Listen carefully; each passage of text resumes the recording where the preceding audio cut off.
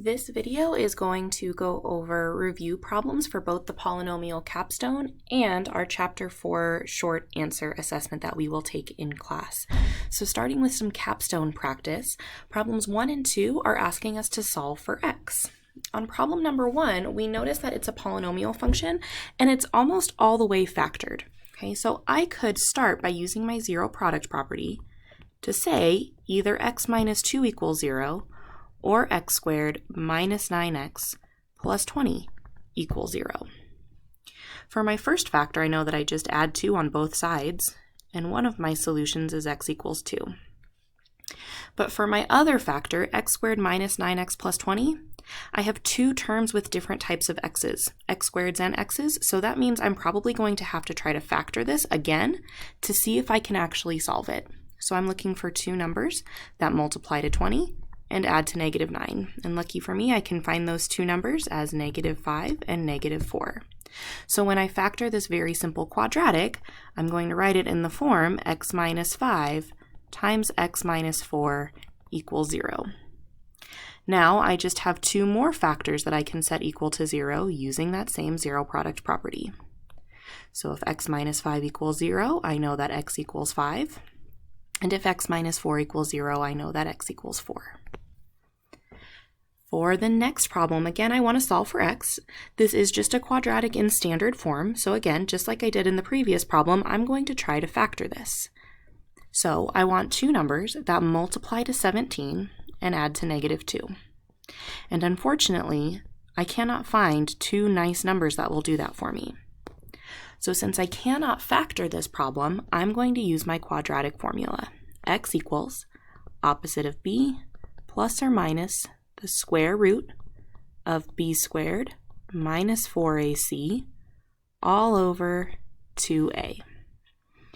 I use my coefficients to identify a, b, and c. So in this case, a, the number in front of x squared, is a 1. b, my number in front of x, is negative 2. And c, my constant term without an x, is 17. I'm going to plug those numbers in for a, b, and c into the quadratic formula. So I know that the opposite of b in this case is positive 2 plus or minus the square root of b squared, so negative 2 squared, minus 4 times a, which is 1, times c, which is 17, all over 2 times a, which is 1. Okay, so now my job really is to clean up this stuff underneath the square root before I continue simplifying. So let's do that off to the side here. I know that negative 2 squared is 4. Then when I multiply my three numbers, negative 4 times positive 1 times positive 17, I get negative 68. Then when I subtract 4 minus 68, I get the square root of negative 64. I know that when I take a square root of a negative number, I can use the fact that the square root of negative 1 is imaginary. So when I rewrite this, I know the square root of negative 1 is I, and the square root of 64 is 8, or we would call that 8i. So back to my actual quadratic formula. I still have my 2 plus or minus out in front, but now I've cleaned up everything underneath the radical to get 8i, and I'm dividing that all by 2 times 1. I want to see further if I can simplify this fraction or ask myself, can I divide my top two terms by the number 2 that I have on the bottom? And the answer, of course, is yes. When I do that, 2 divided by 2 is 1, plus or minus 8i divided by 2 is 4i. All right, next one. On number 3, I want to find the remaining zeros of this function, f of x equals x cubed plus x squared minus 14x minus 24, if one of the zeros is x equals negative 2. If I wanted to, I could try factoring this, but since I already know one of the zeros, in my opinion, it's the easiest to use our rational root theorem and just use actually synthetic division, because we already know that one of our rational roots worked, and it was the number negative 2. So different teachers set up their synthetic division differently. I kind of set it up in the form of a t-chart, but it's still the same pattern. I'm going to put my solution over here in my bottom left corner. Then I'm going to put the coefficients of the polynomial that I am dividing. So I've got 1, 1, negative 14, and negative 24. And now my job is to multiply and combine. I'm always going to drop down this first one, and then I multiply by the outside, combine with the top. So let's play that game. 1 times negative 2 is negative 2, plus this one up top is negative 1. Play the game again. Negative 1 times negative 2 is positive 2, minus 14 is negative 12. Then finally, negative 2 times negative 12 is positive 24. Combined with a minus 24 is 0, which we like because that means we have no remainder.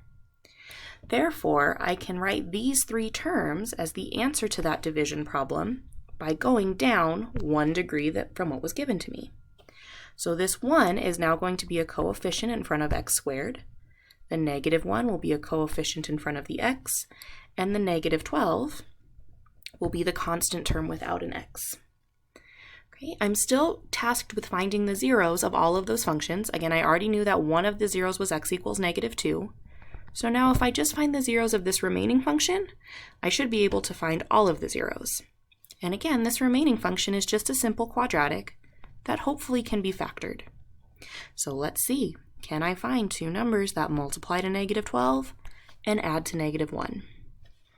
And again, the answer is yes. Negative 4 times positive 3 will do that for me. So when I write this in factored form, I know that I have x minus 4 times x plus 3 equals 0.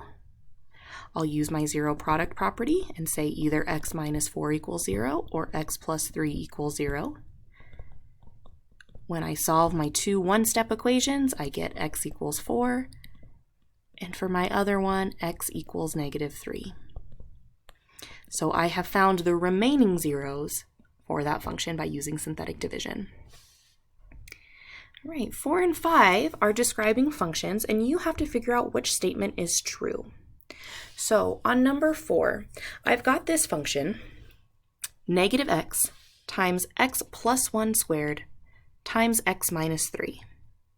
And if you look at all of my options, it's asking me about the graph, really, of that. So I'm going to make myself a really quick picture, really quick sketch of what that graph is actually going to look like. Okay, so when I look at this, and I first want to count the degree to see what my end behavior is going to look like. So if I look, I've got x to the first here, x to the second, and another x to the first. And when I add up all of those exponents to get the total degree, I'm looking at a 4th degree polynomial that's negative. And a 4th degree polynomial is going to act like a quadratic that's reflected. So we're looking for the ends of this quadratic to both be pointing down. Okay, so automatically when I look at part A, it says f rises to the left and falls to the right. Well, it falls on both sides, so I know that A is not correct. Okay. If I keep going, f does have an x-intercept at, does x have an x-intercept at 1, 0? Well, if I look at my x-intercepts here, from my three factors, this x-intercept doesn't have anything going on with it, and it's going to be at 0. This x-intercept, x plus 1, is going to give me an x-intercept at negative 1, and this factor, x minus 3, is going to give me an x-intercept at positive 3. So no, that one is also not true. If I wanted to figure out the y-intercept, I would plug the number 0 in for x and solve from there. So when I do that, I've got negative 0 times 0 plus 1 squared times 0 minus 3 to the first. Okay, when I do this, I have 0 times two things, which is just going to give me 0. So I know that that is not my y-intercept either. So finally, I do want to finish making the sketch of this graph to see if I do have two relative maximum points. Okay, so when I look at this, again, I know that my end behaviors are pointing down on both sides. And I'll start by mapping out where my x-intercepts are. Again, I said I had an x-intercept at 0, an x-intercept at -1, and an x-intercept at +3. The arrows are going to be pointing down on both sides. And let's talk about the behavior we're going to see at each of those x-intercepts. Whenever we see a 1 for our exponent, we know it's just going to cross through those 2 points. But when we see this 2, it's going to bounce off of that point. So this first x-intercept is at -1, and it's going to bounce. This second x-intercept is at 0, and it's going to cross. And this last x-intercept is at +3, and it's also going to cross. So let's see what happens. At -1, I'm going to travel up from my end behavior arrow, and it's got to bounce off of that. But now, somewhere along the line, I've got to come back up through and cross through the 0 here. And then I have to turn around so I can cross through the last 0 and end it with my x-intercept, or my end behavior arrow. So when I look at this, does it have 2 relative maximums, or does it have 2 highest hill points? And the answer we can see is yes. One of the relative maximums happens here, and the other happens somewhere up there. I don't really care where it happens, but I know that this function does have 2 relative maximums. For number 5, similar type of problem. This time we're just looking to see which statement is false. So let's go through the same process by visualizing what our graph is going to look like, and then answer some questions. Okay. When I count my degrees, I see a 2 here, a 1, and another 1, which means I have, again, another 4th degree, but this time it's positive, so it's going to behave at the ends like a right side up parabola, where it goes up on both sides. If I continue thinking about what this looks like, I have an x-intercept at 0, and my 2 exponent is going to tell me that it bounces. My x-intercept from this factor at +3 is going to cross straight through, and my x-intercept at -5 is also going to cross straight through based on the exponents that we have here. I also want to see if I can find my y-intercept real quick. If I plug in 0 for x to find that and evaluate, again, I have this 0 times some stuff, so I know my y-intercept is going to be 0.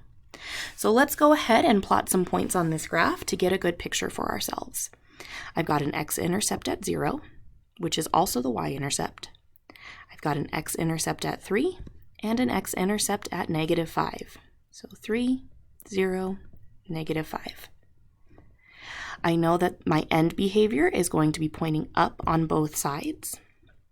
And let's see what happens when we bounce, wiggle, and cross through each of these x-intercepts. Okay, so when I look, my -5 is going to cross straight through. But then I've got to come back up somehow to hit this 0 x-intercept. So it doesn't really matter where you turn around, just turn around. Okay, but at the 0 x-intercept, it's going to bounce right off, which means I have to come back up and I'll cross straight through the x-intercept at 3. So let's use this image, this quick little sketch, to answer some questions. We're looking for the one that is false. Part A says f falls to the left and it falls to the right. Well, in this case, it rises on both sides. So I'm going to go ahead and circle this one to say, yeah, it's false. But let's check the rest of them. F has a bouncing 0 at x = 0, which is true. It has a y-intercept at 0, 0. And it does have 2 relative minimum points, 2 relatively low points. So A is the only statement that is false about that function.